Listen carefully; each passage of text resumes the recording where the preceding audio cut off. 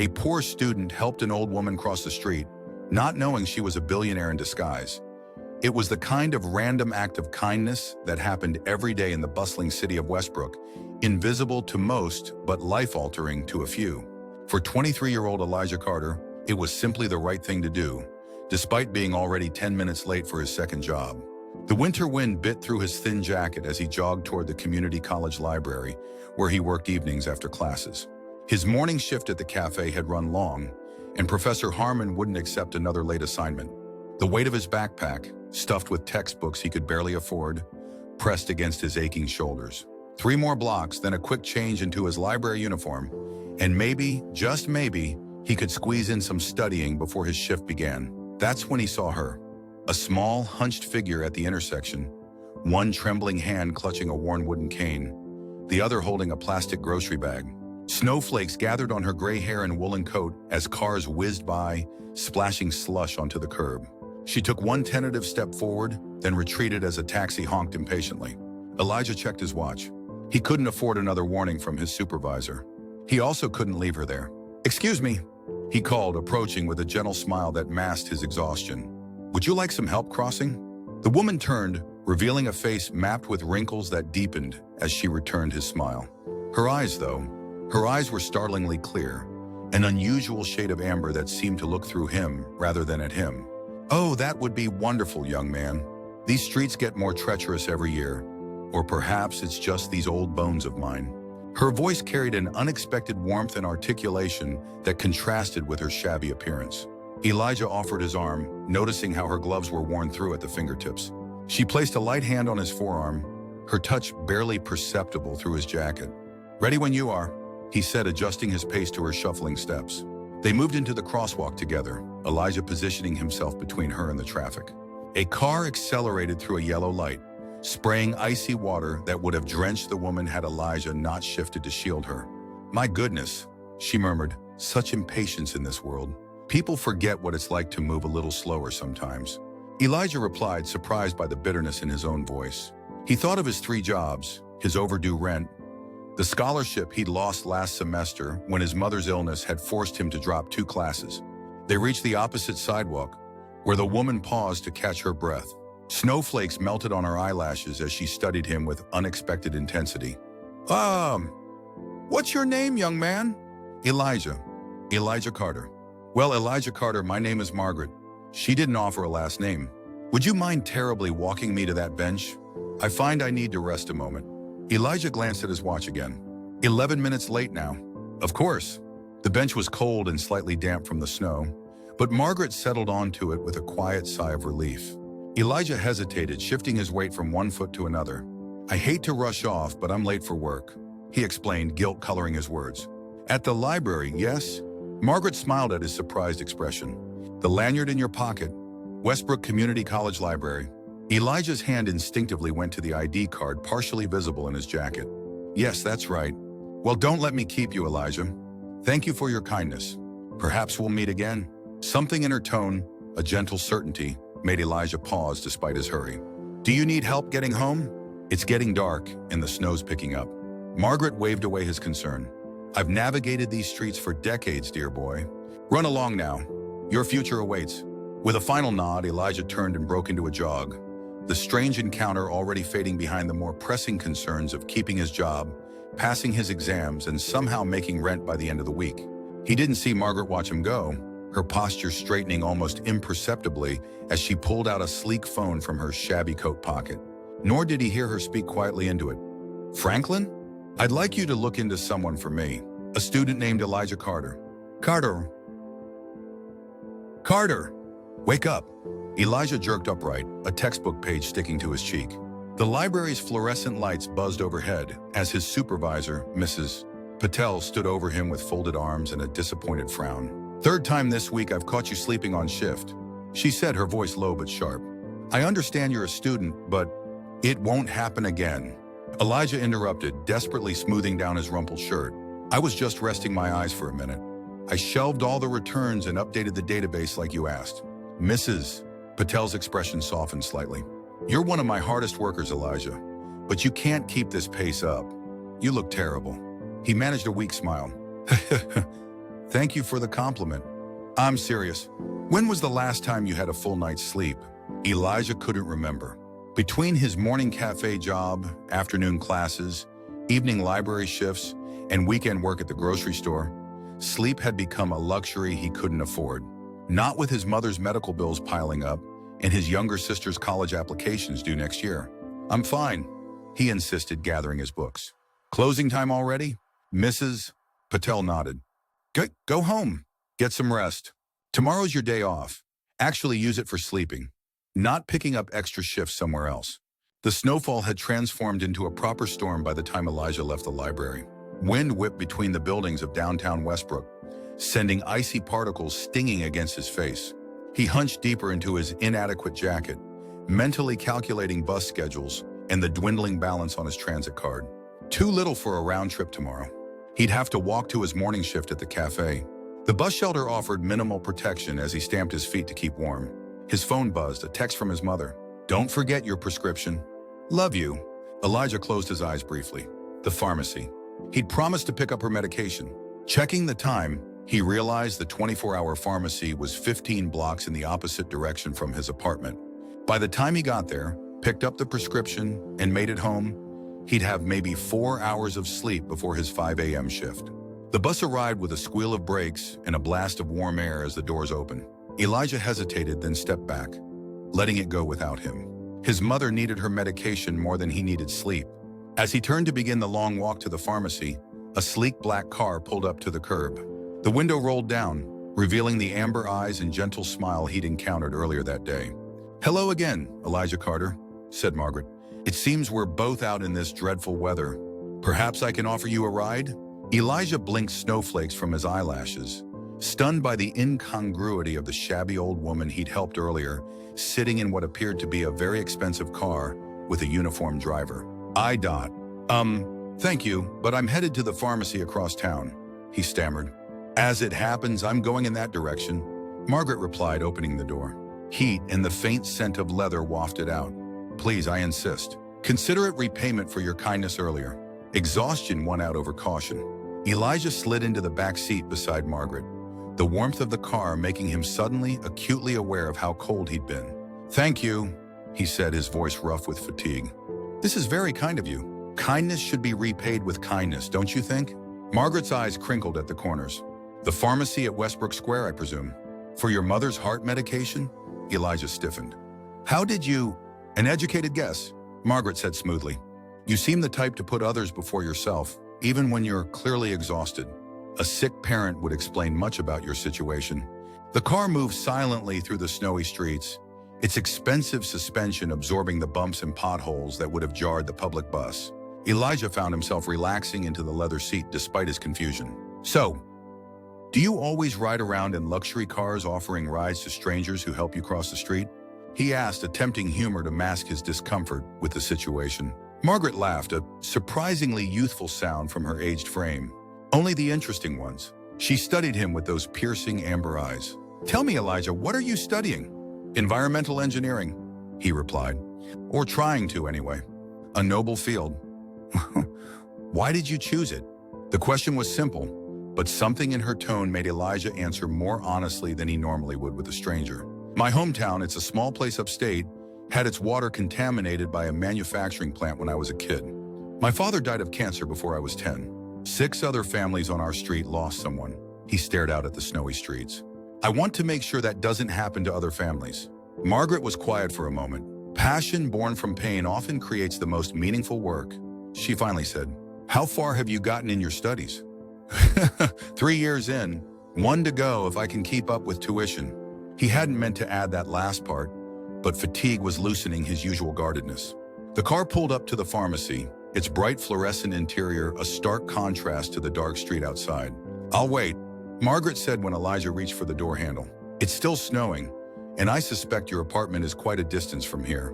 Too tired to argue, Elijah nodded gratefully and hurried into the pharmacy. The prescription was ready, but the copay was higher than he'd expected. He stared at the credit card reader, mentally reshuffling his budget for the week. Less food, maybe skip the electric bill payment again. When he returned to the car, Margaret was on her phone, speaking quietly. She ended the call as he slid back into the seat. Got what you needed? she asked. Elijah nodded, clutching the paper bag containing his mother's medication. Sekinoa, thank you again for the ride. My apartment is on East Wellington, near the community garden, but anywhere along the bus route would be fine. East Wellington it is, Margaret said to the driver, who nodded silently. They rode in comfortable silence for several minutes, the car's heater making Elijah increasingly drowsy. He fought to keep his eyes open, not wanting to be rude to this strange, kind woman. You must wonder about me, Margaret said suddenly. The shabby old lady in the expensive car. Elijah flushed. It's none of my business, but you're curious. Most would be. She smoothed a wrinkle from her worn coat. Let's just say appearances can be deceiving, and I find there's value in seeing the world as it truly is, not as it presents itself to those with obvious wealth. Before Elijah could respond, the car stopped in front of his apartment building, a rundown 4-story walk-up with peeling paint and security bars on the lower windows. How did you know exactly where I live? He asked, suddenly alert despite his exhaustion. Margaret smiled enigmatically. You mentioned the community garden. There's only one on East Wellington. It was a reasonable explanation, yet something about it felt incomplete. Still, Elijah couldn't deny the immense relief of not having to walk home in the storm. Thank you for the ride, Margaret. I really appreciate it. One moment before you go, she said, reaching into her pocket. She pulled out a business card and pressed it into his hand.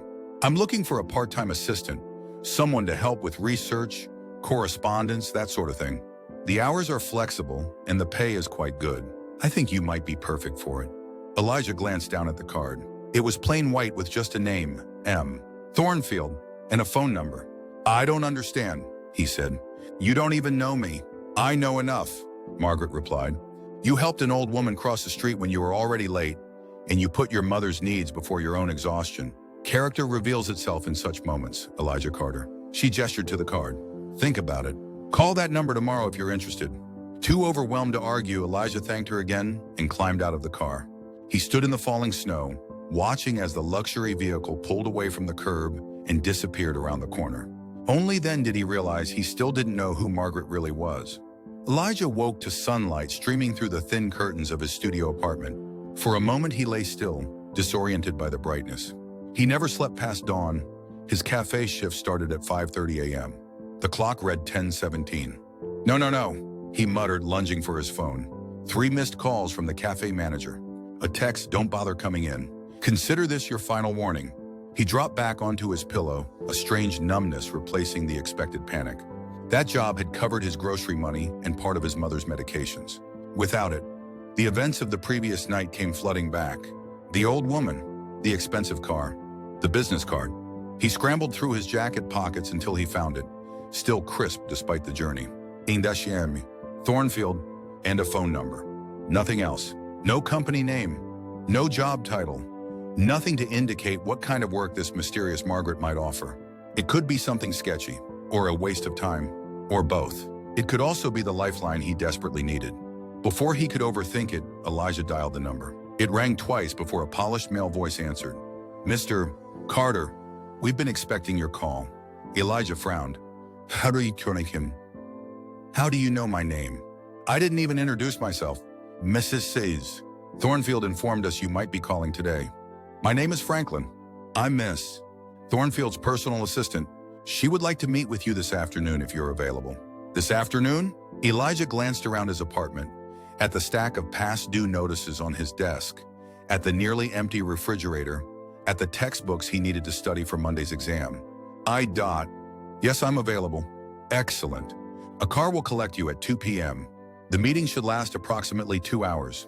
Wait, where am I going? What exactly is this job? There was a slight pause before Franklin answered. Mrs. Thornfield prefers to discuss the details in person. The position is legitimate, I assure you, and the starting salary is $45 per hour.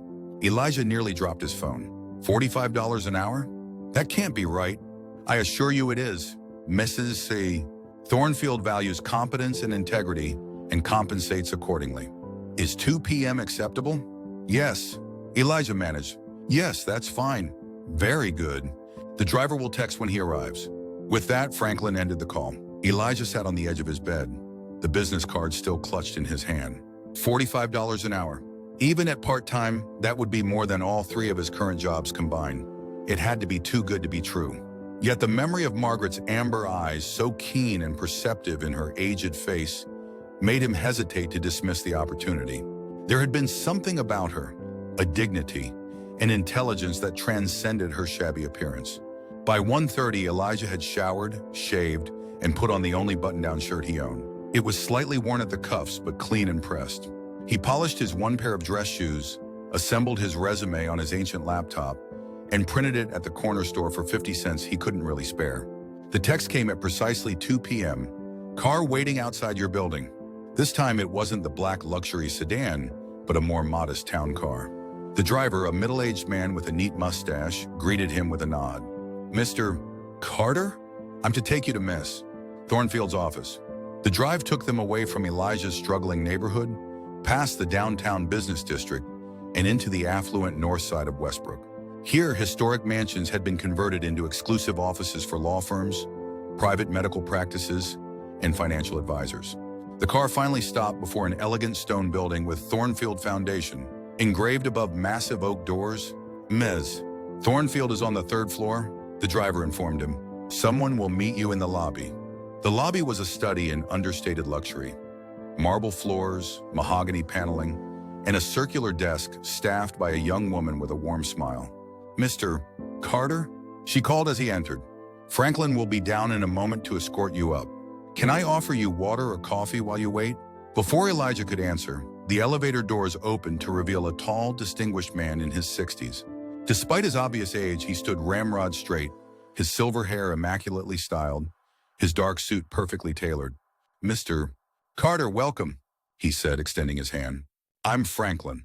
Please follow me." As they rode the elevator, Franklin explained, "Mrs. Thornfield established the Thornfield Foundation 30 years ago. We focus on environmental remediation, educational access, and community development, often in areas overlooked by larger philanthropic organizations." The elevator opened directly into a reception area decorated with artwork depicting natural landscapes. Through an open door, Elijah glimpsed a spacious office with floor-to-ceiling windows overlooking a snow-covered park. "Miss Sakunikuru, Thornfield will see you now," Franklin said, gesturing toward the office.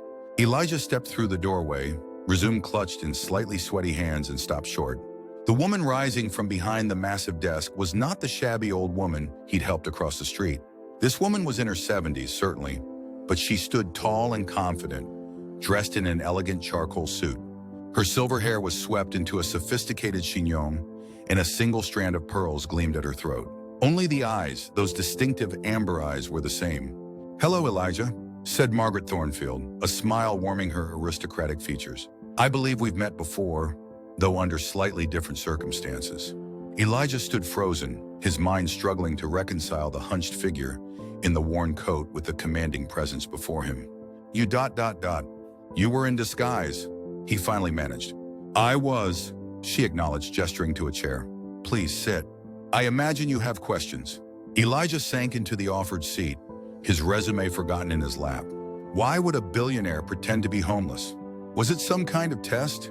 Did you set the whole thing up just to see if I'd help you? Margaret's expression grew serious. "Nothing so manipulative, I assure you. My disguise, as you call it, is something I've done for over 20 years. Once a month, I spend a day living as someone invisible to society. Someone most people walk past without a second glance." She moved to a side table to pour 2 cups of tea. "When you reach my level of wealth, Elijah, it becomes increasingly difficult to see the world as it truly is. People show you only what they think you want to see. They tell you what they think you want to hear. Reality becomes distorted." She handed him a delicate porcelain cup. "My monthly excursions remind me of the truth, both the harshness of life for many and the unexpected kindness that exists even in difficult circumstances." Elijah accepted the tea, noting the tremor in his own hands. "So yesterday, you weren't specifically targeting me?" "Not initially, no. I truly needed help crossing that street. These old bones aren't part of the disguise." She smiled ruefully. "But once you helped me, I was curious. Your kindness, despite your obvious hurry, the library ID, the exhaustion evident in your posture, but the determination in your eyes. You intrigued me." She returned to her desk chair. "So yes, I had Franklin look into your background after our meeting. What I found was impressive. A young man working 3 jobs while maintaining a 3.8 GPA in environmental engineering, supporting a sick mother and a younger sister, with not a single late payment on your student loans until 6 months ago when your mother's condition worsened. Elijah's cheeks burned with a mixture of embarrassment and indignation. So you investigated me, invaded my privacy. I did, Margaret acknowledged without apology. Before offering someone a position of trust, it's prudent to know their character and circumstances. Would you prefer I had offered you charity instead? Something tells me you wouldn't have accepted it. I wouldn't, Elijah agreed, his initial anger fading. But I still don't understand what position you're offering me. Margaret leaned forward, her amber eyes intent. The Thornfield Foundation is launching a new initiative focused on environmental justice, specifically targeting communities affected by industrial pollution. We need someone who understands both the scientific aspects and the human cost. Someone with personal experience and professional expertise. She slid a folder across the desk. This would be a real job, Elijah. 20 hours a week to start, with flexibility around your class schedule. You would be researching affected communities, helping develop assessment protocols, eventually participating in community outreach. As your education progresses, so would your responsibilities. Elijah opened the folder to find a detailed job description, benefits package, and salary confirmation. $45 an hour wasn't a mistake. Why me? He asked, still struggling to believe this wasn't an elaborate prank or misunderstanding. I'm only a student. I don't have a degree yet, let alone experience with this kind of work. Sometimes, Margaret said gently, the most valuable expertise comes from lived experience. Your academic record shows intelligence and discipline. Your work history shows extraordinary determination. And your behavior yesterday, helping a stranger despite your own pressing concerns, shows character. She gestured to the folder. Take it home. Read it thoroughly. Talk to your mother if you wish. Call me with your decision tomorrow. Elijah closed the folder, his mind racing. And if I say yes, then you'll start next week, and we'll see what you're capable of. Margaret's expression softened slightly. I have a good feeling about you, Elijah Carter. I think you might be exactly what this foundation, and perhaps I myself, have been looking for. The apartment was quiet when Elijah returned home, the folder tucked securely under his arm. His mother would still be at physical therapy, and his sister at her after-school program. For once, he was grateful for the solitude. He needed time to process the extraordinary turn his life had taken in just 24 hours. He spread the contents of the folder across his small kitchen table. The job description outlined research responsibilities, community engagement, and project development, all aligned perfectly with his studies and personal interests. The benefits included health insurance that would cover his mother as a dependent. There was even a tuition assistance program. It seemed too perfect, too convenient, too much like the plot of a feel-good movie rather than real life. His phone buzzed with a text from his mother. How was your day? Did you get any rest? Elijah stared at the message, unsure how to respond. How could he explain that he'd lost one job but potentially gained something life-changing? That a billionaire in disguise had noticed him, investigated him, and offered him an opportunity that could solve so many of their problems? Had an interesting job interview. He finally texted back. Tell you about it when you get home. He set the phone down and moved to the window, watching as twilight settled over the city. Across the street, lights came on in apartment windows. Other lives, other struggles, other stories unfolding in parallel to his own. How many of those people had ever experienced the kind of opportunity now sitting on his kitchen table? And why had it come to him? The question nagged at him as he prepared a simple dinner of pasta and sauce. By the time his mother's key turned in the lock, he still hadn't found an answer that felt completely right. Elijah? Gloria Carter called, her voice carrying the permanent weariness that had become its backdrop since her diagnosis 2 years ago. You're home early. He moved to help her with her coat, noting the new lines of pain around her eyes despite her smile. At 45, his mother looked a decade older, her once vibrant face now pale and drawn, her body thin beneath her carefully mended clothes. I lost the cafe job, he admitted, guiding her to her favorite chair. But something else came up, something that might be better. A lot better, actually. As they ate dinner, Elijah explained his encounter with Margaret Thornfield, editing out some details to make the story less alarming. His mother listened with growing amazement, her fork forgotten halfway to her mouth. $45 an hour? She finally said, her voice barely above a whisper. Elijah, that's... I know. It seems impossible. Have you Googled this woman? This foundation? It could be some kind of scam. I did, Elijah nodded. The Thornfield Foundation is legitimate, one of the most respected environmental and educational charities in the country. And Margaret Thornfield is exactly who she claims to be. Forbes listed her net worth at just under $3 billion last year. Gloria set down her fork. And she wants to hire my son because he helped her cross the street? Her voice carried equal measures of hope and skepticism. When she puts it that way, it does sound ridiculous, Elijah admitted. But she said it was more than that. My background, my studies, my character, I guess. Your character, Gloria repeated softly. Her eyes glistened suddenly. Well, she got that part right at least. She reached across the table to squeeze his hand. You've been carrying this family since your father died, Elijah. Working yourself to exhaustion, putting your dreams on hold, never complaining even when I know you're drowning under all the responsibility. Mom, let me finish, she insisted. If this opportunity is real, and it sounds like it is, then you've earned it. Not because you helped some rich woman in disguise, but because of who you are every single day. Elijah swallowed against the sudden tightness in his throat. You think I should take it? I think, Gloria said with the first genuine smile he'd seen from her in months, that sometimes the universe finds a way to balance its accounts. Maybe this is yours coming due. Turbotime, the Thornfield Foundation's offices were quieter on Monday morning when Elijah arrived for his first day of work. Franklin met him in the lobby, his formal demeanor softened by a welcoming smile. Miss, Thornfield is in meetings until 11, he explained, leading Elijah to a spacious office on the second floor. This will be your workspace. I've taken the liberty of ordering the equipment you'll need. The office was simply but elegantly furnished, with a modern desk, ergonomic chair, and state-of-the-art computer. Bookshelves lined one wall, already stocked with environmental science texts and reports. Large windows overlooked the park, now sparkling with fresh snow in the morning sunlight. This is mine? Elijah asked, momentarily overwhelmed. Indeed, Franklin confirmed. Ms. Thornfield believes proper tools are essential for quality work. Now let me introduce you to the team you'll be working with. The morning passed in a whirlwind of introductions, orientations, and explanations of the Foundation's current projects. By 11, Elijah's head was spinning with names, initiatives, and possibilities. Mrs. Thornfield will see you now, Franklin announced, appearing at Elijah's office door precisely at 11. Margaret Thornfield stood at the window when Elijah entered her office, gazing out at the snow-covered park below. She turned as he approached, and he was struck again by the contrast between this elegant, commanding woman and the vulnerable figure he'd helped across the street.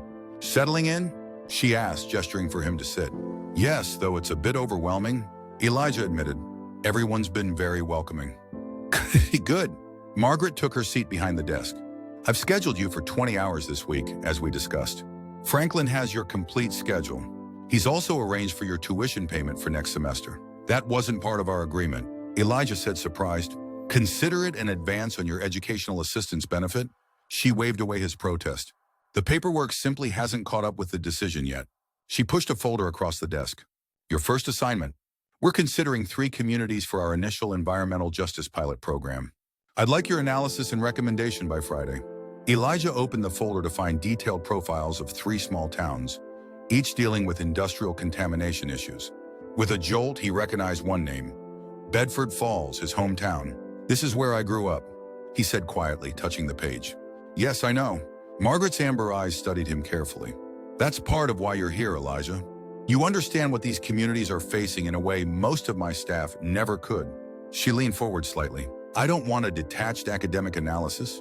I want to know which community needs us most, which has the best chance for real remediation, and which has the leadership capacity to partner effectively with us. I want your professional judgment informed by your personal experience. The responsibility was both daunting and exhilarating. I'll have it for you by Friday. Good. Margaret nodded, then hesitated slightly before continuing. There's one other matter. Franklin tells me you're still planning to work weekends at the grocery store. Elijah nodded. I need to maintain some income security, at least until I'm sure this position is, say, stable. Understandable, but unnecessary. Your position here is secure, Elijah. She regarded him steadily. However, if you feel you must keep another job, I won't object. Just know that there will be opportunities for additional hours here as projects demand. As Elijah turned to leave, Margaret called after him. One more thing, Elijah. He turned back, finding her expression softer than he'd seen it before. Your mother's medical bills. Franklin has compiled a list of specialists covered under your new insurance plan. Several are accepting new patients. She hesitated. I hope you don't find this presumptuous, but I took the liberty of having my personal physician review her case. He believes there are treatment options she may not have been offered due to insurance limitations. Elijah stood frozen, emotion tightening his throat. Why are you doing all this? Margaret's gaze turned distant for a moment. I told you I've been doing my disguise days for over 20 years. What I didn't tell you is why I started.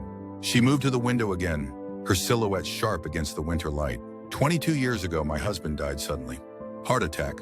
We'd been married for 35 years. She traced a pattern on the glass with one finger. After the funeral, after all the business associates and society friends had paid their respects and disappeared, I found myself profoundly alone. Not just lonely, alone in a way that made me question everything about my life and the people in it. She turned back to face him. So I put on old clothes, left my jewelry and credit cards at home, and walked out onto the streets of this city. I spent the day as someone invisible, someone without power or influence. And do you know what I discovered? Elijah shook his head. That genuine human connection is rare and precious, that most people look right through you when they think you have nothing to offer them, and that true kindness with no expectation of return, is the most valuable thing in this world. Her voice had grown soft, almost vulnerable. You showed me that kindness, Elijah. Not because I'm Margaret Thornfield, billionaire philanthropist, but because I was an old woman who needed help crossing a street. She straightened, her professional demeanor returning. So yes, I'm investing in you, in your education, your mother's health, your future. I believe it will prove to be one of my wisest investments. As Elijah left her office, he felt something he hadn't experienced in years. A lightening of the constant weight of worry, a glimmer of hope that stretched beyond mere survival to actual possibility. Spring arrived in Westbrook with a sudden explosion of color and warmth. The park across from the Thornfield Foundation bloomed with crocuses and daffodils, and the heavy coats of winter gave way to light jackets and occasional brave t-shirts. 3 months had passed since Elijah's first day at the foundation. 3 months of profound change in almost every aspect of his life. His mother, now under the care of a specialist recommended by Margaret's physician, showed marked improvement. His sister had been accepted to 3 colleges, with foundation scholarships awaiting her decision. And Elijah himself had flourished under Margaret's mentorship, his confidence growing alongside his responsibilities. Today, he was presenting his environmental assessment of Bedford Falls to the Foundation's Board of Directors, his hometown now officially selected as the first community in the Environmental Justice Initiative. His research had uncovered not just the extent of the contamination, but also its specific effects on different neighborhoods, creating a clear correlation between economic status and exposure levels. As he arranged his presentation materials in the boardroom, Elijah felt a familiar presence behind him. Nervous? Margaret asked, her voice carrying the warmth that had become increasingly evident as their professional relationship deepened. A little, he admitted. It's one thing to present to you and the team, but the entire board. You'll do wonderfully, she assured him. You know this material better than anyone, and you care about it deeply. That combination is persuasive all on its own. The boardroom filled gradually with men and women in expensive suits, most of them nodding politely to Elijah before taking their seats. At precisely 10 o'clock, Margaret called the meeting to order. Ladies and gentlemen, 3 months ago I introduced you to our newest team member, Elijah Carter. Today, he'll be presenting the first comprehensive assessment for our Environmental Justice Initiative, focusing on Bedford Falls. She nodded to Elijah, who took a deep breath and began. For 30 minutes, he walked the board through his findings, the contamination levels, the health statistics, the community engagement plan, and the proposed remediation strategy. As he spoke, he found his nervousness replaced by the passion that had driven him into environmental engineering in the first place. This isn't just about cleaning up pollution, he concluded. It's about restoring justice to a community that has suffered silently for decades. It's about acknowledging that every family deserves clean water, regardless of their zip code or income level. And it's about creating a model that can be replicated in communities facing similar challenges across the country. When he finished, there was a moment of silence before the boardroom erupted in applause. Board members peppered him with questions, all of which he answered with growing confidence. When the last question had been addressed, Margaret stood. I think we can agree that Mr. Carter's assessment and proposal are exemplary, she said, looking around the table. I move that we approve the full funding request for the Bedford Falls Initiative, with Mr. Carter serving as project co-coordinator alongside Dr. Chen. The vote was unanimous. As the board members filed out, many paused to congratulate Elijah personally. When the last had gone, Margaret approached with a smile that held both pride and something deeper. "Well done, Elijah. Truly exceptional work." "Thank you," he said, gathering his materials. "I couldn't have done it without the resources you provided." "The resources were just tools," Margaret replied. "The vision was yours." She glanced at her watch. "Do you have time for lunch? There's something I'd like to discuss with you." They walked to a small bistro 2 blocks from the foundation offices, where the maitre d' greeted Margaret by name and showed them to a private table in the back. After they had ordered, Margaret folded her hands on the table, her expression growing serious.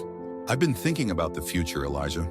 Both the foundation's and my own." Elijah nodded, sensing the importance of whatever was coming. "I'm 73 years old," she continued.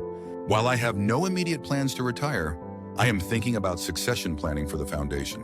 She took a sip of water before continuing. "You've exceeded every expectation I had when I hired you. Your technical knowledge is impressive, but more importantly, you understand the human dimension of our work. You see both the scientific problems and the people affected by them." The waiter arrived with their meals, temporarily pausing the conversation. When he had gone, Margaret continued, "I'd like to create a new position for you after your graduation. Deputy Director of Environmental Initiatives. It would involve overseeing all our environmental programs with significant input into foundation strategy and resource allocation." Elijah set down his fork, stunned. "That's a huge responsibility.